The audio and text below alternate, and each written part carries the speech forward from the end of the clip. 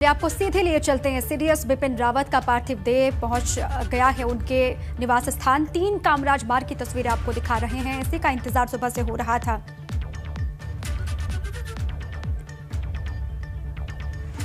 चलिए वहां पर आपको लिए चलेंगे बिपिन रावत के निवास स्थान पर, लेकिन ये ब्रिगेडियर एलएस लड्डर का पार्थिव देह आप देख पा रहे हैं। बरार शमशान घाट पहुंचे हुए हैं। यहीं पर उनका अंतिम संस्कार किया जाएगा। 9 बजे का वक्त था, 9:19 का वक्त हुआ है। थोड़ी सी देरी यहाँ पर हो गई। तस्वीरें उसी की आपको दिखा रहे हैं। बड़ी संख्या में लोग भी यहाँ पर पहुंचे हुए हैं। ब्रिगेडियर लड्डर को अंतिम श्रद्धांजलि देने के लिए अंतिम यात्रा पर निकले ब्रिगेडियर लड्डर। नारेबाजी भी वहां पर हो रही है। भारत माता के जयकारे वहां पर लगातार लग रहे हैं। थोड़ी देर में ब्रिगेडियर लड्डर का अंतिम संस्कार भी किया जाएगा। पूरी तैयारियां यहां पर कर ली गई हैं अंतिम संस्कार को लेकर। 3 लोगों के डीएनए का पता लगाया गया, जिसमें एक ब्रिगेडियर एलएस लड्डर भी शामिल थे। उनके परिवार वाले यहां पर पहुंचे हुए हैं। वो तस्वीरें भी आपको हम दिखा रहे हैं। दुखों का पहाड़ किस तरीके से टूटा है उनके परिवार पर, इसका अंदाजा आप लगा सकते हैं। हादसा हुआ तमिलनाडु के कुन्नूर में। उसके बाद पूरी कोशिश ये की जा रही थी कि सभी की जान बचाई जा सके, लेकिन जिस तरीके से हादसा हुआ, जिसके बाद आग की तस्वीरें भी सामने आई और हुआ ये कि 13 शूरवीरों को हमने खो दिया, जिसमें 3 की पहचान हो पाई है। जनरल बिपिन रावत, उनकी पत्नी मधुलिका रावत और साथ में ब्रिगेडियर एलएस लड्डर। सबसे पहले अंतिम संस्कार जो हो रहा है वो एलएस लड्डर का हो रहा है। उनके परिवार वाले यहाँ पर मौजूद हैं। तमाम दिग्गज यहाँ पर मौजूद हैं, जो इस अंतिम क्षण में अंतिम विदाई अपने योद्धा को देना चाह रहे हैं पूरे सैन्य सम्मान के साथ। क्योंकि जिस तरीके से अभी तक का पूरा सफ़र रहा, सेना में जिस तरीके से हिंद की सुरक्षा के लिए मुस्तैदी के साथ काम किया और ये सर्वोच्च बलिदान अपना दिया है। देखिए पूरी परंपरा के साथ, सैन्य परंपरा के साथ, सैन्य सम्मान के साथ आखिरी विदाई दी जा रही है ब्रिगेडियर लड्डर को। सेना के तीनों बैंड यहाँ पर मौजूद हैं और बैंड की धुनों के बीच में आखिरी विदाई ब्रिगेडियर लड्डर को दी जा रही है।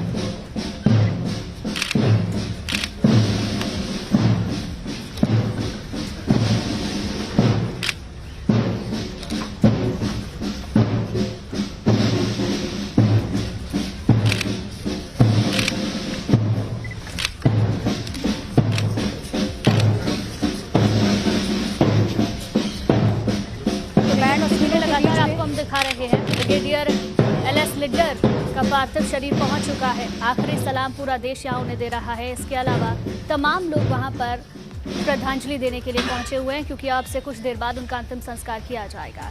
सीडीएस के लिए डिफेंस असिस्टेंट की भूमिका भी इन्होंने निभाई। एनडीए के इंस्ट्रक्टर रहे, अपना पूरा जीवन देश की सेवा में लगा दिया और आज पूरे देश को एलएस लड्डर पर गर्व है और पूरा देश उन्हें श्रद्धांजलि दे रहा है, नम आंखों से विदाई दे रहा है। अब से कुछ देर बाद उनका अंतिम संस्कार होगा और ये देखिए तस्वीरें आपको दिखा रहे हैं। सलामी यहाँ पर उनके पार्थिव देह को दी जा रही है।